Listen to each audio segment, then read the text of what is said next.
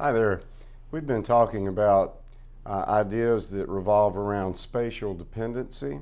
We've been looking at some of the fundamental concepts. We've been looking at neighborhood functions or operators, and today we're going to start taking a look at zonal functions. Zonal operations or zonal functions have three primary applications. First, zonal operations enable us to summarize data over a zone. The second thing that zonal operations enable us to do is extract information within a zone. And the third thing is it enables comparison among zones. Now, when we implement zonal operations within the context of GIS, generally what we're doing is we're using vector data, and we put the vector data on top of or use the vector data to summarize, extract, or compare information among zones that are generally described by polygons. However, this is a powerful operation that can also be used for points and lines. Typically, what we do is we calculate statistics, or we summarize values, or we extract information from raster cells along lines or at points or within a polygon. Let's take a look for just a second at the implementation of a zonal operation within ArcGIS, which is the software that we're going to use. And let's imagine that we want to summarize information about elevation values within census tracts. Now, what we have here on the left in this image are some selected census tracts which summarize information within the attribute table for things like, let's say, median household income, numbers of people by ethnic groups, that sort of thing. But the zonal boundaries or the polygon boundaries make a very nice zone with which we can summarize other information, perhaps ecological information or other information that can be characterized by a raster data set. In this case, we're looking at census tract zones laid over the top of a digital elevation model. Now remember that a digital elevation model is a grid or a raster file where each cell is given a specific elevation. We can see that in order to extract information within the zones, we use something within Spatial Analyst called zonal statistics. The zone data set is always described as the polygon point or line that we're using. The zone field is something within the attribute table of the polygon point or line file that is something that we want to use as a summary field. In this case, we're looking at a particular record number that's associated with the census tract. This log-rec number is just an internal record-keeping device, but it's a unique number. It's a unique attribute that enables us to differentiate one census tract from another. So you can see that those numbers are represented here. This upper northwest census tract is numbered 61721, the one to the right of it 24745, and so forth. Then the next piece of information that we need to give the zonal statistics operator or function is the raster that we intend to summarize or extract data from. In this case, it's the one that we've used several times. It's the 10-meter digital elevation model for Mississippi. Now, there are a couple of other options here that we'll talk about more and that you will actually see more about in your lab. And one of them is this ignore no data in calculations. Now, no data is something that we generally ignore when we do calculations. In fact, for this kind of elevation model, we hope that there are no data values within this elevation model. Remember last time I told you that we could use neighborhood operations to fill sinks or to eliminate no data when we merge or mosaic elevation models from different zones together. Another option that we do often use is join the output table to the zone layer. Now, if I check this box, it would take the zone layer and it would add an attribute that's associated with each of these record numbers that would show whatever the chart statistic we decide to use. It would show that summary within the attribute table of the polygon, point, or line file. The chart statistic, we have a lot of options. Remember last time when we were looking at neighborhood operations, we looked at the possibility, let's say if we did a focal filter of choosing to output mean values, majority values, median values, range, variety, any number of different chart statistics. Well, in much the same way, we can summarize information within each one of these polygons by the chart statistic that we choose. If I select the mean, it's going to look at every cell within this polygon for each one of these census tracts, and it's going to do an average of the elevation within that zone. It's going to do the same thing for this zone that's adjacent to it. If I choose the majority value, it's going to look at all of the values, and it's going to take the value that occurs the most number of times. So you can imagine that there are various things that we can do. Another very interesting statistic that we might want to extract or summarize from these zones would be the range of elevations. We might want to know what is the highest and the lowest elevation and what is the total elevation change within a particular census tract. Then I want to remind you once again that when you determine the output of this, you have to be very careful, because the output table that's produced from this, particularly if it's not joined to the original zone layer, may be put somewhere with a name that you can't really remember or find later on. In this case, you'll see that this output table is being sent to a hard drive on my computer under a subdirectory called evap, and under another subdirectory called shapefiles, and then it's given a name ZStat. And it'll probably give it ZStat1, ZStat2, depending on how many of these you run. So this is not very intuitive. Once again, I remind you that it would be best to click on this folder, give this a file name that you can remember, put it in a location that you're comfortable with, and record that information in your data dictionary. So we have now found the mean of the raster cells within each of these census tracts, and the nice thing about the zonal operations within ArcGIS or ArcMap is that it often gives us more information than we ask for. Even though I only selected the mean, it gave me the min, the max, the range, and the mean. And I may have cut this off, but it will give me even more statistics, even without asking.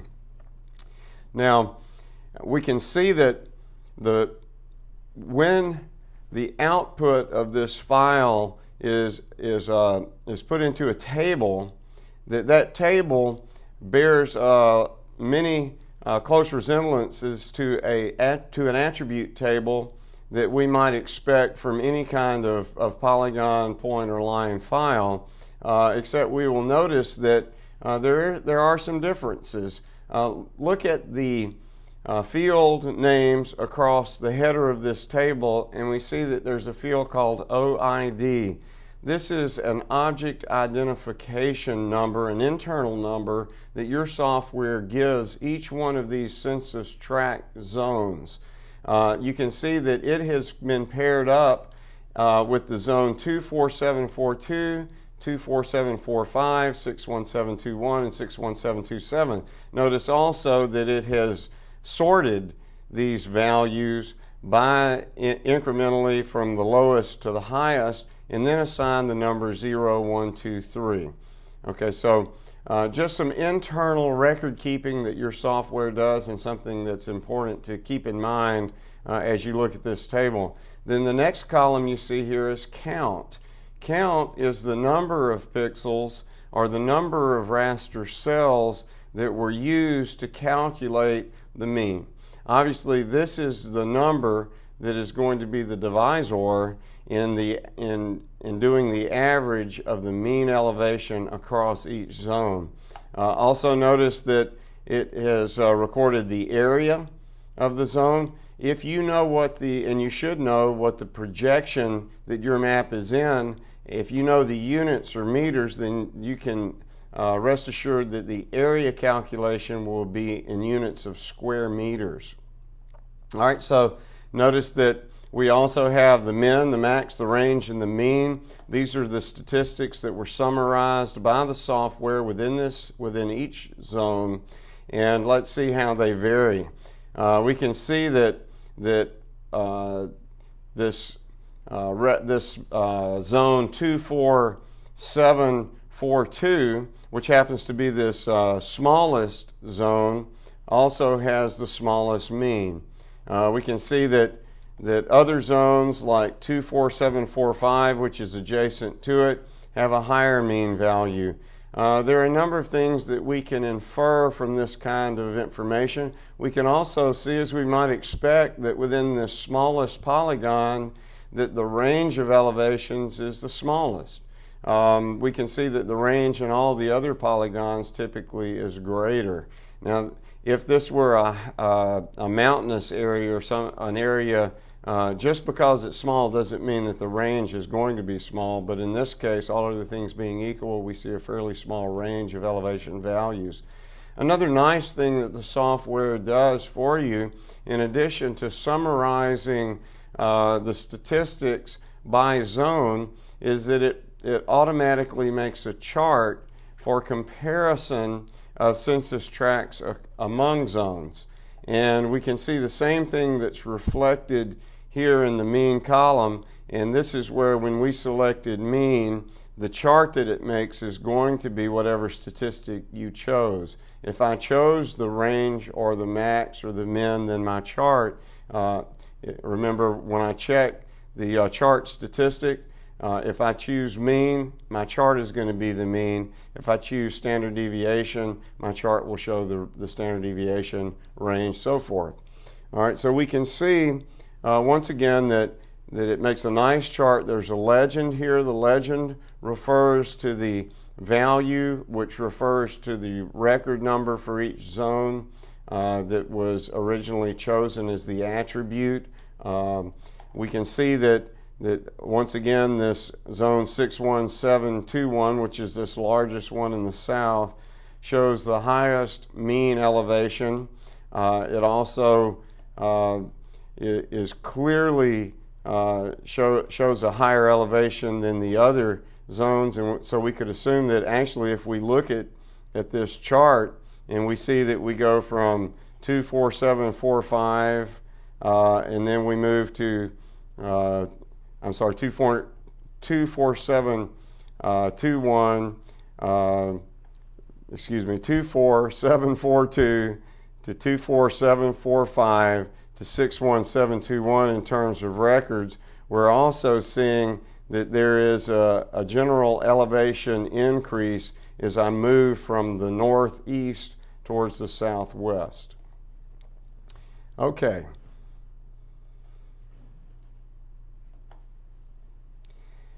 We can use any type of polygon to summarize raster cell values.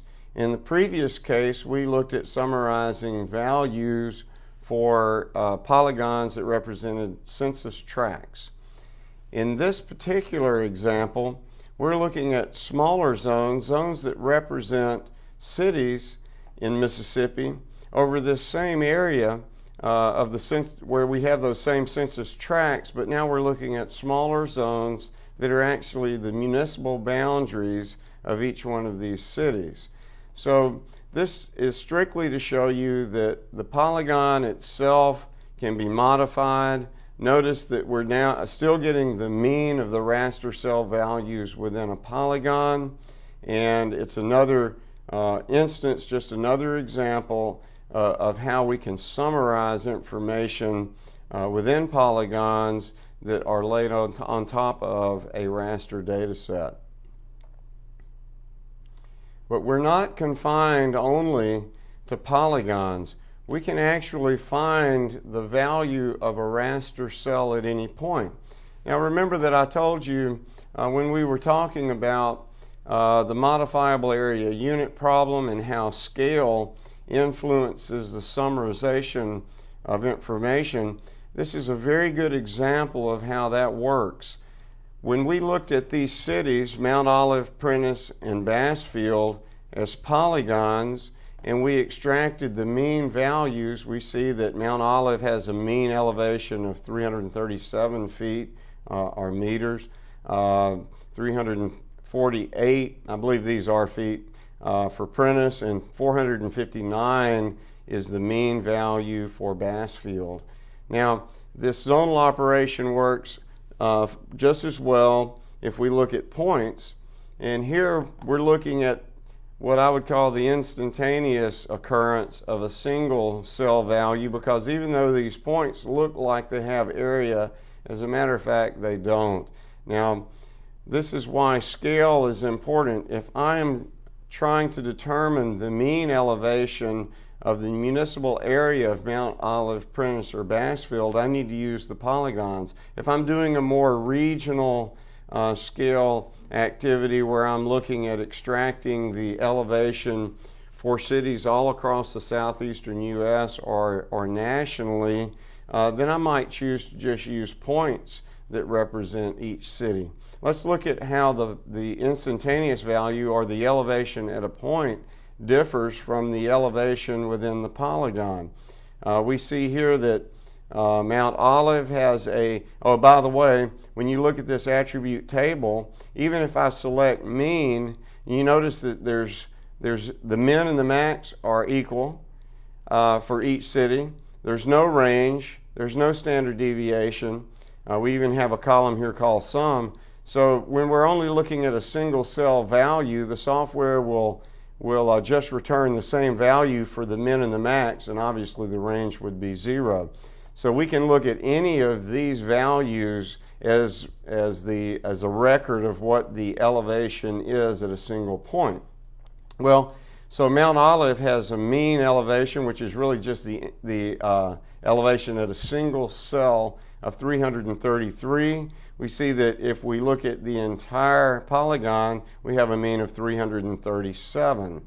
Let's compare Prentiss at 346 versus 348 for the polygon, and let's look at Bassfield, 461, and we see that Bassfield's actually 459 when we look at the entire polygon. Obviously, differences like this, while small, could be significant, and it depends on the objective and the user and what it is that we want to do in the scale of the project, whether we use a polygon or a point to extract information from a raster. Well, it's also possible to use zonal operations to extract the mean or the majority or the range or any number of statistics of raster cell values along a line. In this case, we're going to stick with the mean just to be consistent. And what we're going to be looking at now is what is the mean elevation along a particular line. In this case, we're looking at a road network. These are state highways, primary roads in Mississippi, and we can see that they are designated by numbers. This is Highway 13 that runs through Prentiss. We can see Highway 42 runs from Bassfield to Prentiss. It doesn't appear to be a major road that runs from Prentiss to Mount Olive. Remember, I told you when we were talking about calculations of distance that there may be a barrier, and it looks like this river floodplain that there probably is no bridge that crosses this for a major road. And so getting from Prentiss to Mount Olive is much more difficult than just calculating the as the crow flies or the Euclidean distance from Prentiss to Mount Olive. The fastest way is not necessarily going to be the shortest way. So as we look at these highways and we recognize the fact that these highways are going to now be treated as zones, then we see that in the value column of each of my attributes that is produced by doing the zonal analysis, that the road number now becomes the value. Once again, we see that it has sorted the values in ascending order and then assigned an internal record number, an object information number, and we can see that there are differing numbers of counts over each one of these road segments. Area is something that I kind of take with a grain of salt, but it is important from the standpoint of every pixel along this road is a 30 by 30 meter pixel.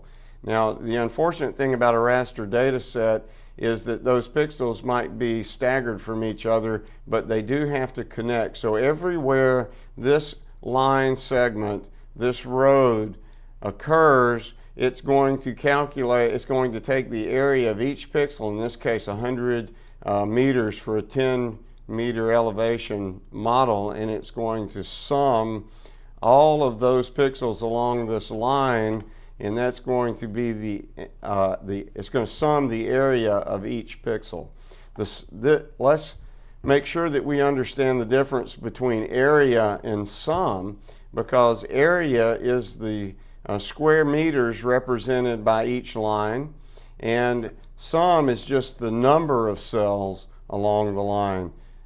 So it's important to kind of make that differentiation. All right.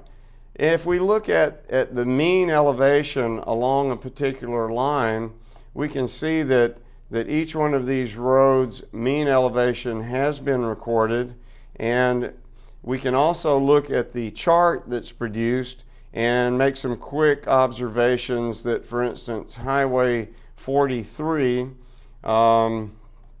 which I don't think actually shows up on this map, Highway 43 has the lowest mean elevation, and we can see that Highway 35, this one right here, actually has the highest mean elevation.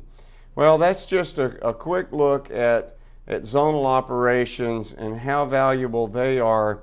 And I think that we can see from this chart, as we saw from the chart of the city points and the city polygons and the census tracts, that one of the most valuable things that zonal operations enable us to do is comparison of information among zones. This is very, very important for us. Let's say we want to know what the average elevation within a watershed is, or what is the average slope within a watershed. That would be very important for things like erosion potential. So zonal operations provide for us one of the most powerful tools in the GIS package that enables us to really do characterization or investigation about how zones differ from each other. Well, we've talked quite a bit about these spatial dependency ideas, and the next one that we're going to talk about is one of the most important ideas, because it really utilizes the idea that neighbors are important, and whether things are within a certain distance, and particularly for point data, we want to create a grid to predict or the value of an unsampled location from information from locations that have been sampled. And that we do this through a process called interpolation. Spatial interpolation is the process of estimating unknown values using points with known values. A couple of keys here is that we're estimating unknown values, but we're using points with known values, and that's really critical, is that interpolation requires point estimates.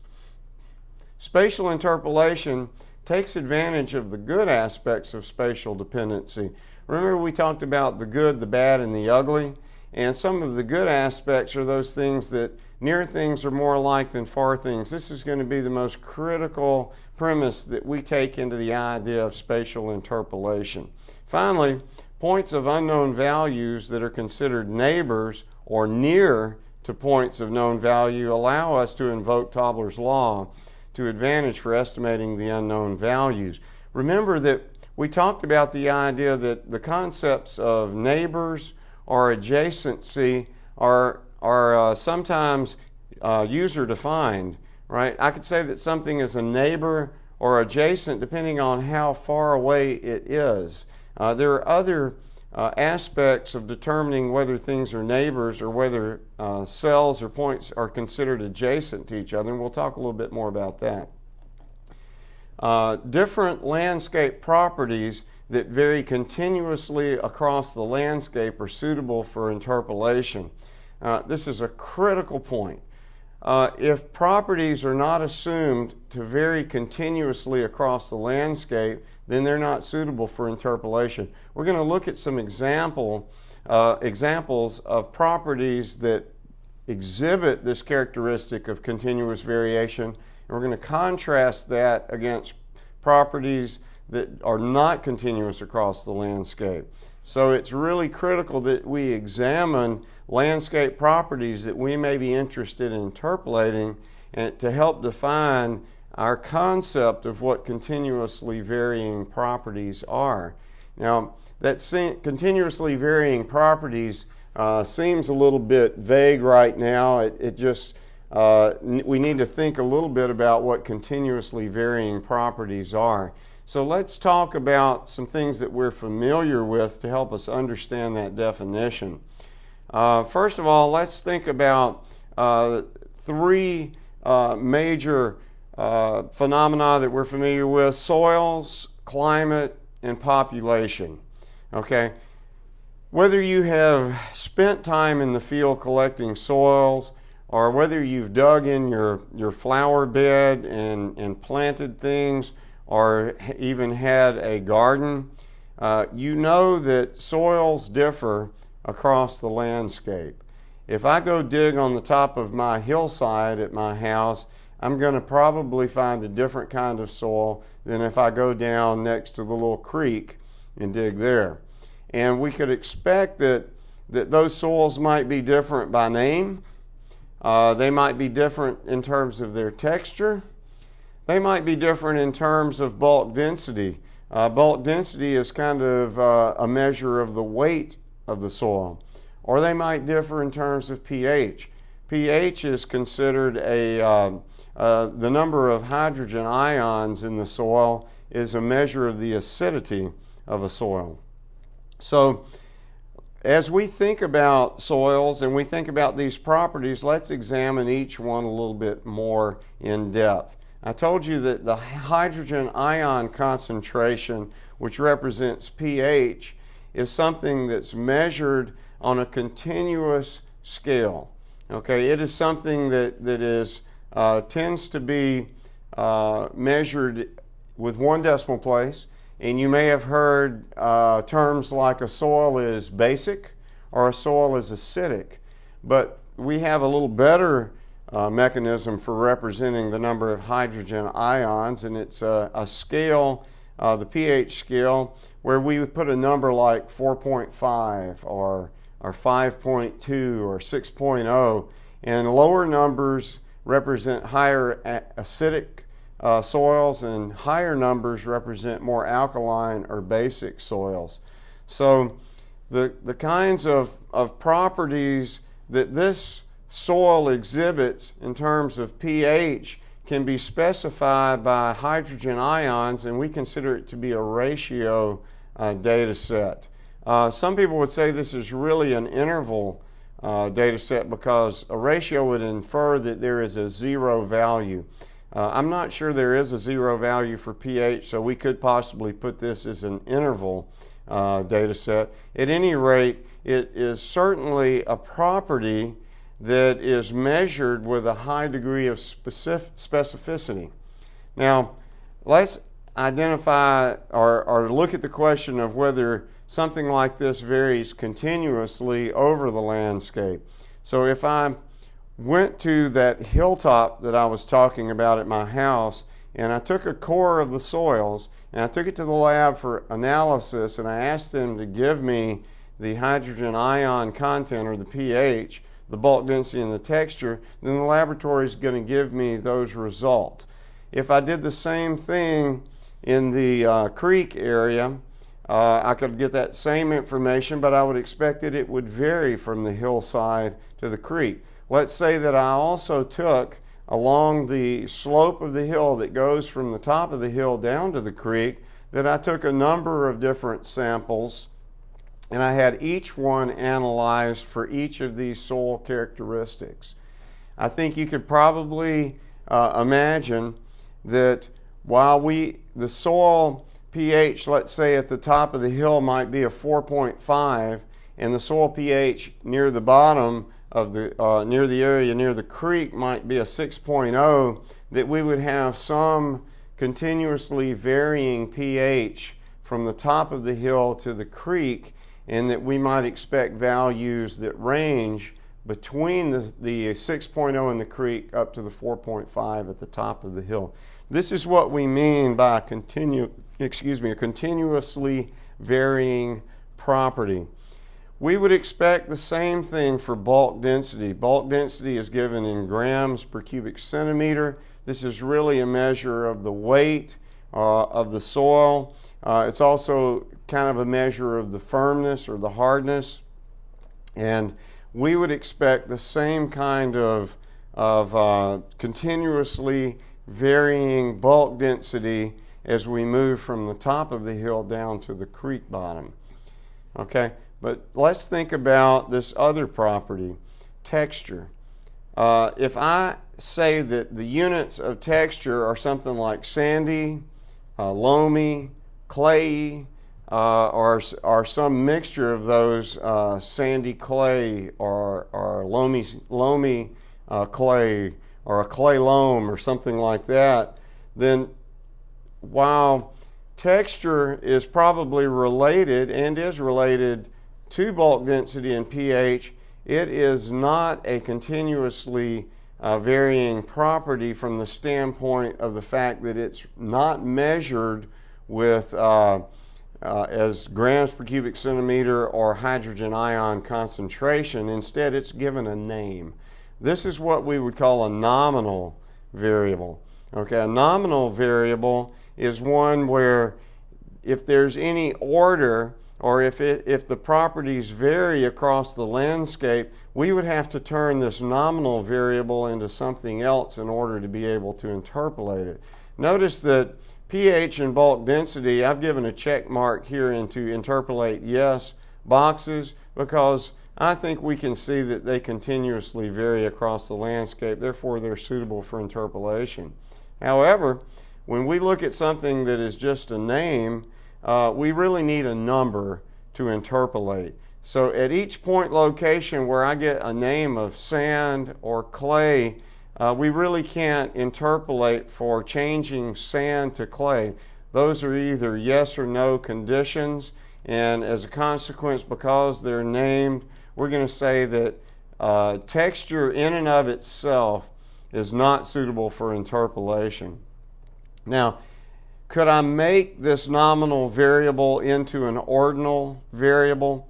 It's possible. If I ranked the suitability of these textures for some purpose, like we talked about suitability for switchgrass growth for biofuels, then I might say a sandy soil might get a value of a 3, a loamy soil might get a value of a 5, and a clay soil might get a value of a 4, and those would represent suitability. They would be numbers, they would be ordinated, and then this would become an ordinal variable, and it might barely be useful for interpolation. In reality, we really would like to have more differences in terms of the number of ordinated ranks, if you will, for suitability in order to make this an interpretable variable. It's a good time also to start talking about the idea that when I begin to look at properties for interpolation, that these properties for soils or for whatever we're looking at is really what we're going to begin to call a variable. As we move into the idea of modeling and using multiple criteria-based modeling, we're going to think of each one of these layers as something that we can get into a flat file, something that is a variable, something that if we interpolate it, we may use that interpolated or derived product as a variable in a larger model, where we may look at soils and climate together to try and come up with a suitability analysis for a particular crop or tree species or what have you. All right, so I think that we understand now from looking at soils that some properties of soils are useful for interpolation and others are not. Let's look at climate. Climate, the fact that the weather map that you see every night on the evening weather is shows you temperature or precipitation across the landscape. These are generally interpolated products. These are generally interpolations that are based either on Doppler weather radar or they're based on observations at weather stations, which are points that can then be used to summarize and interpolate information between those recording stations. And remembering, of course, that spatial interpolation is the process of estimating unknown values using points of known values. If I know what the temperature is at all of the cities across Mississippi, then I can interpolate what the temperature is between those cities. Okay, same thing with precipitation. If I am recording precipitation at all of the cities across Mississippi, then I can interpolate the precipitation that occurs between cities. Which one of these do you feel most comfortable with? Let's look at the properties of temperature and precipitation.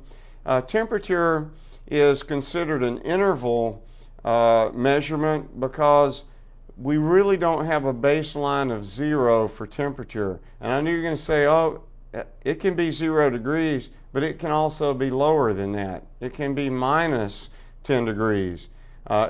What is absolute 0? Minus 400 and something degrees Fahrenheit. So we really don't have this baseline of 0 to start from. And so even though it is can be a very precisely measured property of the climate, nevertheless we consider it to be an interval data type. Precipitation, on the other hand, is measured if we have no precipitation at all, then obviously precipitation is 0. The fact that it has a base of 0 makes this a ratio variable. When we start talking about modeling, we're going to go into a little more detail about the concepts of ratio, interval, ordinal, and nominal variables or measurement types. For today, just keep in mind that a ratio measurement has a 0 value, an interval measurement does not. All right, I asked you how you feel. Did you feel comfortable about temperature and precipitation for interpolation?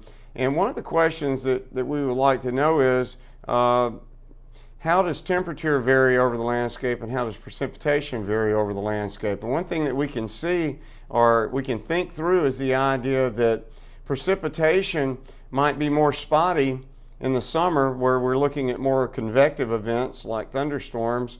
And in the winter, when we have cold fronts coming through, precipitation might be more general in nature.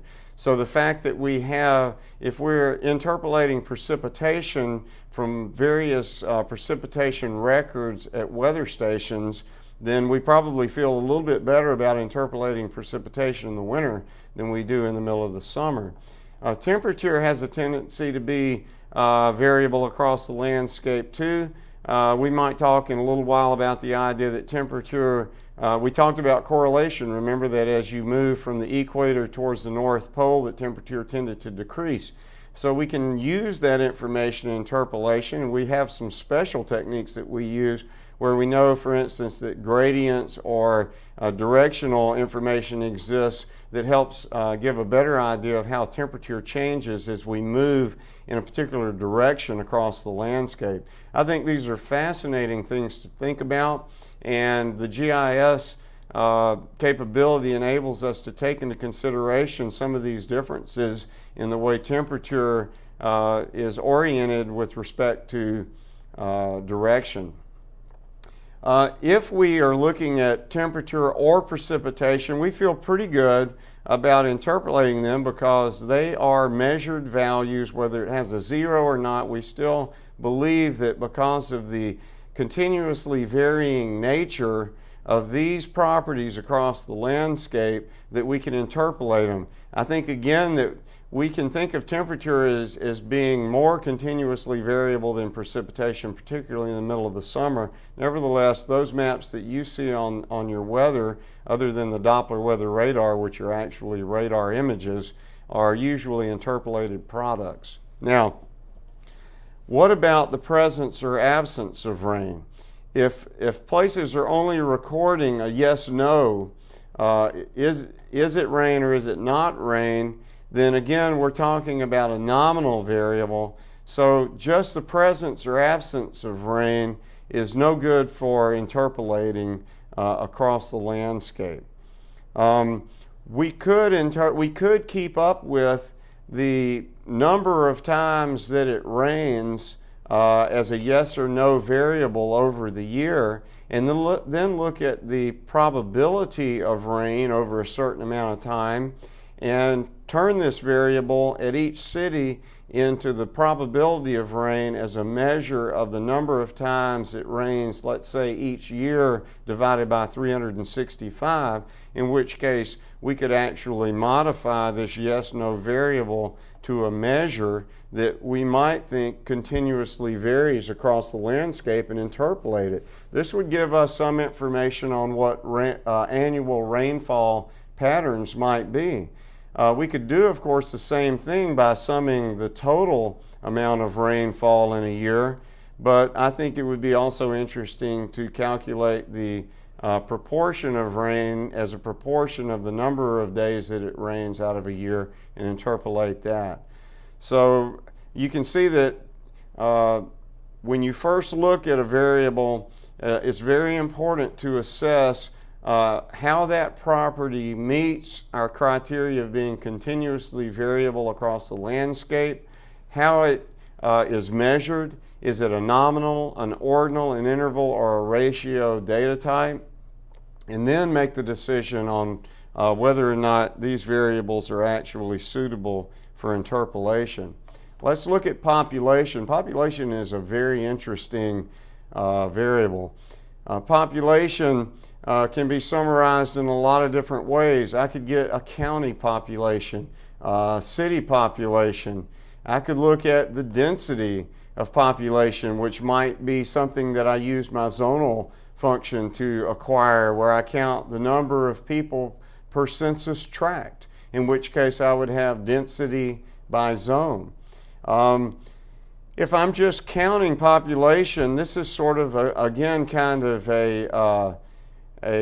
we can have a ratio. We can assume this is a ratio variable because it has a zero. If there's no population, this is an integer variable. We really don't think in terms of half of people, although I have heard that the average family is like 3.5 people or 4.5. So, but I don't think that we have that in real life. So we're looking at counts of people by city, by county, or by some other zone. So population in and of itself, let's ask the question, is population continuously variable across the landscape? If I count the population in the city and I move to the country, does it decrease? It's a really tricky concept and a really tricky variable to think about, because I don't believe that I can assume that the rate of decline of people as we move from the city towards let's say the urban to the rural landscape is necessarily continuously variable across the landscape. In general, people tend to congregate together in small towns. And while there may be rural situations where you have low population density, it's not something that varies continuously or evenly across the landscape, but it has a tendency to be counts of people that are clustered, and remember that word, that are clustered into certain points. So if we interpolate using, let's say, the city count of people within a city, remember the cities that we looked at when we looked at them as points. If I have the population of each of these cities and I interpolate between these, then I'm assuming that there's a estimated value for the number of people that live in this river. And I think that is a little bit difficult to swallow. And so in general, we think of population as not being a very good variable for interpolation across the landscape. It's one of those variables that on the surface, because of the way it's measured, we've generally seen that variables that are interval or ratio in nature are ones that we interpolate. Well, here's an instance where a ratio variable is really not too good for interpolation. There are a number of caveats or a number of concerns with interpolation, and we want to identify more than just the nature of the continuously varying variable and how it's measured, but the accurate spatial interpolation depends on some other things. One thing that accurate spatial interpolation depends on is the number and distribution of known points. That's where we have properties measured. You could probably imagine that an interpolation of precipitation that's done over a given area with 100 points is going to be more accurate than that same area that's only covered by 10 points. Also, the distribution of those points is important. We're going to look a little bit later at the concept of gradients and the idea of directional biases, or how things orient in certain directions, so that if our points are not distributed well on the landscape to represent that continuously varying property, then we won't get an accurate interpolation. This gets right to the idea of the degree of spatial isotropy or anisotropy.